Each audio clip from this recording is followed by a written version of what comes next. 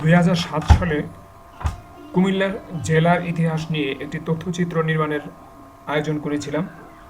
সেই তথ্যচিত্রের নাম ছিল কমলাঙ্ক। তখন কুমিল্লা শহরের শাহ সুজা মসজিদ, ঐতিহাসিক শাহ সুজা মসজিদটির যে ভিডিও করেছিলাম, আজ এত বছর পর 2021 সালে যখন শাহ সুজা মসজিদের ভিডিও করতে গেলাম, তখন দেখেছি এই মসজিদটির চারপাশ আকাশচুম্বী প্রাসাদে ভরপুর। অথচ 2007 সালে এর আশপাশটিতে এত হাইরাইজ বিল্ডিং ছিলই না। এর মধ্যে যে অনেক সময় বয়ে গেছে, কুমিল্লা শহরও পরিবর্তন হয়েছে, কুমিল্লা শহরের আকাশ ছেয়ে গেছে আকাশচুম্বী প্রাসাদে, সে কথার জানান দিচ্ছে এই সময়। পাশের গোমতী নদী দিয়ে এর মধ্যে অনেক জল বয়ে গেলেও কুমিল্লা শহরও অনেক বদলে গেছে। গোমতী নদীর জল যেভাবে আগে বয়ে যেত, এখনও ঠিক সেভাবেই বয়ে যায়। গোমতীতে তেমন পরিবর্তন না এলেও নগরের পরিবর্তন বেশ দৃশ্যমান। মুঘল শাসনকর্তা শাহ সুজার নামানুসারে এই মসজিদের নামকরণ। ত্রিপুরার মহারাজার আশ্রয় গ্রহণ করেছিলেন মুঘল শাসনকর্তা।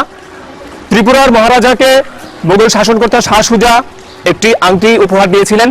সেই আংটি বিক্রি করে এই মসজিদ নির্মাণ করা হয়েছে বলে কিংবদন্তি রয়েছে। আপনারা এখন একটি মসজিদের যে তিনটি গম্বুজ দেখতে পাচ্ছেন, সেটি হলো কুমিল্লার ঐতিহাসিক শাহ সুজা মসজিদ। এই মসজিদটি নিয়ে অনেক কিংবদন্তি রয়েছে। তো এক সময় এই মসজিদের চারদিকে এত আবাসিক সুউচ্চ ভবন ছিল না। বর্তমানে এই মসজিদটি একেবারে এককভাবে নিচে অবস্থান করছে, আর চারদিকে হাইরাইজ বিল্ডিং বা আকাশচুম্বী প্রাসাদ গড়ে উঠছে।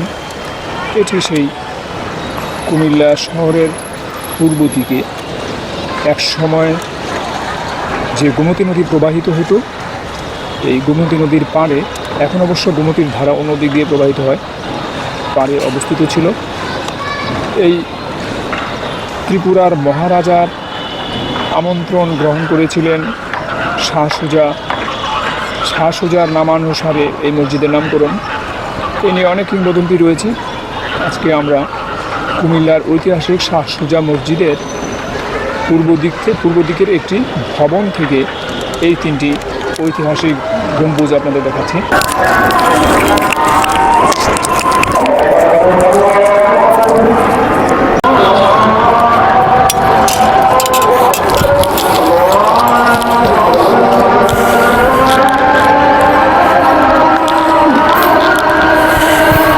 আজ 4 ডিসেম্বর 2021। আমি এই মুহূর্তে যেখানে দাঁড়িয়ে রয়েছি, এটি কুমিল্লা শহরের ঐতিহাসিক মোগলটুলিতে কুমিল্লা শহরের ঐতিহাসিক শাহ সুজা মসজিদের সামনে একটি ভবনের ছাদে দাঁড়িয়ে কথা বলছি। আমার পেছনে যে মসজিদটি রয়েছে, এটি আপনাদেরকে একটু পরে দেখাচ্ছি। এই মসজিদটি একটি ঐতিহাসিক মসজিদ। শাহ সুজার নামকরণে এই মসজিদটি স্থাপিত হয়েছিল। শত শত বছর ধরে এই মসজিদের যে সৌকর্য, নির্মাণ শৈলী এবং যে এর গঠনশৈলী, নান্দনিক যে বিষয়গুলো রয়েছে, এগুলো আমরা দেখাবো। এগুলো এখনও অক্ষত রয়েছে। এই মুহূর্তে গুড়ি গুড়ি বৃষ্টি পড়ছে। আমি একটি ভবনের ছাদ থেকে কথা বলছি, তাই এখান থেকে এই এত সুউচ্চ ভবন থেকে চারদিকে আকাশচুম্বী ভবনে ভরপুর। এই অবস্থার মধ্যে মসজিদটিকে উপর থেকে দেখানোর বিশেষ ব্যবস্থা ছাড়া আর কোনো উপায় নেই। তো আমি এখানে যেখানে দাঁড়িয়ে কথা বলছি, সেই কুমিল্লা শহরে অনেক ঐতিহাসিক নিদর্শন রয়েছে। এর মধ্যে এই ঐতিহাসিক শাহ সুজা মসজিদটি অন্যতম। তো একসময় এই শাহ সুজা মসজিদের পাশ দিয়ে গোমতী নদী প্রবাহিত হতো। সেই গোমতী নদীটি এখন এটির একটি মরা খাত রয়েছে, আর মূল যে গোমতী নদী সেটি অনেক দূর দিয়ে প্রবাহিত হচ্ছে। আর এখন আমি যেই কুমিল্লা শহরের কথা বলছি, সেই কুমিল্লা শহর সবসময় খুব নামকরা বা কিংবদন্তি তুল্য অনেক ঘটনার জন্য বিখ্যাত। বলা হয়, সংস্কৃতি একটি গ্রন্থ থেকে জানা যায় 1875 খ্রিস্টাব্দে প্রকাশিত সম্ভবত একটি সংস্কৃতি গ্রন্থ থেকে জানা যায় একজন মুসলিম সেনানায়ক, তার নাম ছিল কুমিল্লা। তার এখানে এসে বসতি স্থাপন থেকেই শুরু হয় এই কুমিল্লা নামের প্রচলন, এরকম কথা বলা হয়। আবার প্রাচীন যে নাম কমলাঙ্ক, কমল পদ্ম অঙ্কর তো হলো কোল, পদ্মের কুলে যে বসে আছে সে হলো কুমিল্লা। কিন্তু এই জনশ্রুতিগুলো যুগে যুগেই ছিল। এখন কোনটি যে মূল সত্য সেটি আমরা জানি না, কিন্তু সবগুলোই আমাদের কাছে গুরুত্বপূর্ণ। তো এই কুমিল্লা আসলে ঐতিহাসিকভাবে সেই ব্রিটিশ ভারতেও অনেক অবদান ছিল।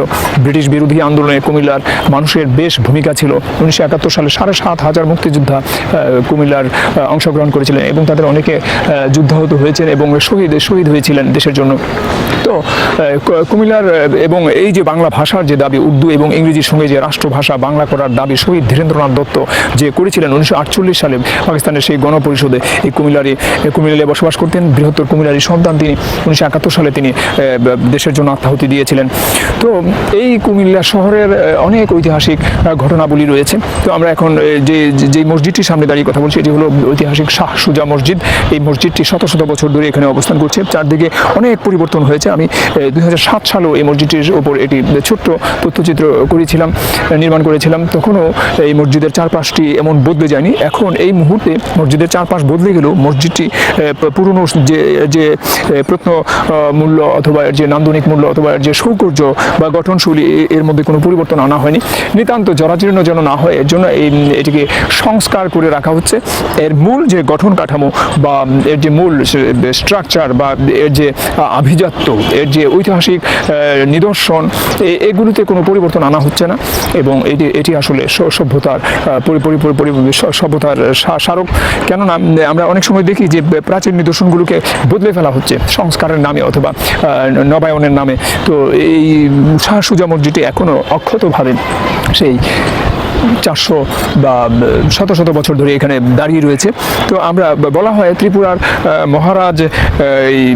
মহারাজকে শাহ সুজা একটি আংটি উপহার দিয়েছিলেন। সেই আংটি বিক্রি করে এই মসজিদটি নির্মাণ করা হয়েছিল, এরকম একটি কিংবদন্তি সবসময় প্রচলিত ছিল। মসজিদকে কেন্দ্র করে আরও অনেক কিংবদন্তি রয়েছে এবং এর ঐতিহাসিক আরও কিছু কথাবার্তা আমরা মসজিদের সঙ্গে যারা এখন সংশ্লিষ্ট রয়েছেন, ইমাম রয়েছেন, মুয়াজ্জিন রয়েছেন অথবা আরও দায়িত্বরত যারা রয়েছেন তাদের সঙ্গে আমরা একটু কথা বলে জানবো যে আসলে এই এখনও অবধি মানুষের কাছে কি কথা এই মসজিদ সম্পর্কে প্রচলিত রয়েছে। তো আজকে এই 4 ডিসেম্বর 2021 আমি কুমিল্লা শহরের মোগলটুলিতে এই শাহ সুজা মসজিদের সামনের একটি ভবনের সামনে দাঁড়িয়ে শাহ সুজা মসজিদ সম্পর্কে আপনাদেরকে আপাতত এইটুকু কথা বললাম। আমরা একদম নিচে গিয়ে মসজিদের দায়িত্বে যারা রয়েছেন, এই মুহূর্তে আসরের আজান হলো, নামাজের পরে হয়তো তারা সময় আমাকে একটু দিতে পারেন, তাদের বক্তব্য নিয়ে আমরা জানবো যে মসজিদ সম্পর্কে আর নতুন কোনো তথ্য রয়েছে কিনা বা আপনাদেরকে জানাতে পারি কিনা। সবাইকে ধন্যবাদ। আসসালামু আলাইকুম। ওয়ালাইকুম আসসালাম রহমতুল্লাহি বারাকাতুহু। ভাইজান, আমরা এসেছি কুমিল্লা শহরের মোগলটুলিতে ঐতিহাসিক শাহ সুজা মসজিদে। তো আপনি তো এখানে দায়িত্বরত রয়েছেন, মানে আপনি কি দায়িত্বে আছেন? আমি সর্বপ্রথম এখানে যখন আসছি তখন 2টা দায়িত্ব নিয়ে আসছিলাম। সম্ভবত আমার সনটা মনে নাই, কিন্তু আমি এখানে সার্ভিস দিতেছি খুব সম্ভবত 22 থেকে 23 বছর। স্টার্টিং অবস্থায় আমি শাহ সুজা মসজিদের মুয়াজ্জিন, আর এখানে যে একটা হাফিজিয়া মাদ্রাসা এতিমখানা আছে শাহ সুজা মসজিদের 2য় তলায়, ওইটার শিক্ষক হিসেবে আমি এখানে নিযুক্ত হই। হ্যাঁ, তারপর থেকে আমি এইভাবেই আছি। আপনার পুরো নামটি? আমার নাম হচ্ছে হাফেজ মোহাম্মদ আজিজুল হক ওরফে মুন্না, সবাই আমাকে মুন্না হুজুর নামেই ডাকে।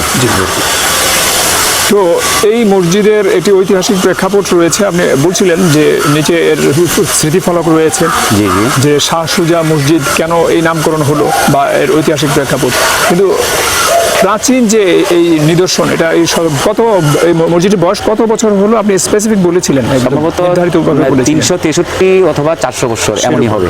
হ্যাঁ, তো আজকে আগের যে মসজিদ আর এখনের যে মসজিদ, এর মধ্যে বিশেষ কোনো পরিবর্তন বা এটার সংস্কার বিকাশ কি হয়েছে, এরকম কোনো উল্লেখযোগ্য ঘটনা?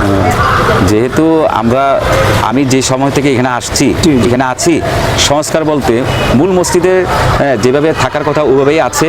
এখন মুসল্লির সংকুলান না হয়, মনে করেন পরবর্তীতে যারা আসছে ওনারা ডানে বামে সংস্কার করছে। এখানে ছিল কবরস্থান, ওটাকে করে এখানে মানুষের নামাজের ব্যবস্থা করছে।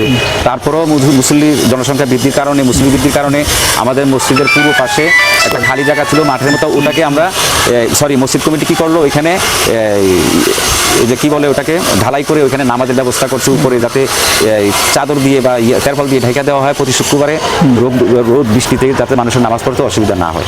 এইভাবেই আছে আর কি।